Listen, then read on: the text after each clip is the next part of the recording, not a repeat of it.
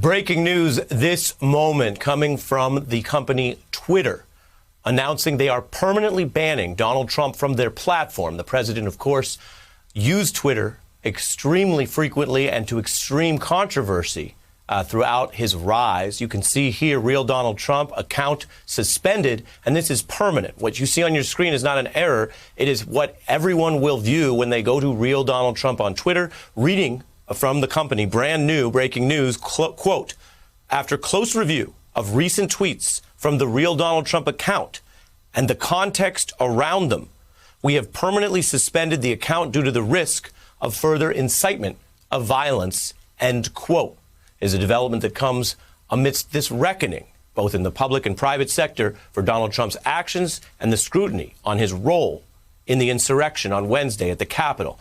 We're joined now by one of our legal experts, Melissa Murray, law professor at NYU. This is, of course, a breaking story. So, Professor Murray, you're getting it as soon as I am. But as you know, walk us through the difference between free speech and that key language that Twitter uses. They're not the government, but they use some of a similar framework where they refer to the idea that deliberate incitement of violence is not protected speech, Professor.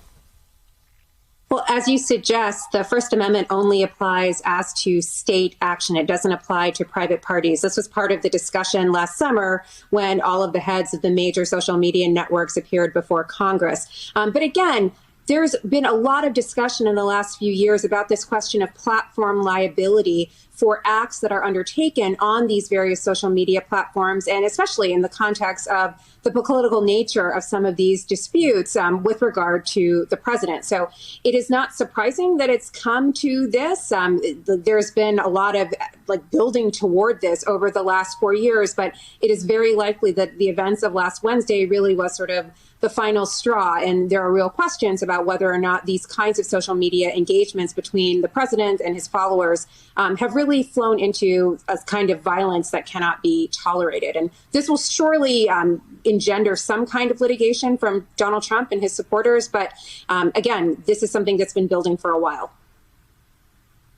Hey, I'm Ari Melber from MSNBC. You can see more of our videos right here, or better yet, subscribe to our YouTube channel below. You could have been anywhere in the world, but you're here with us, and we appreciate that.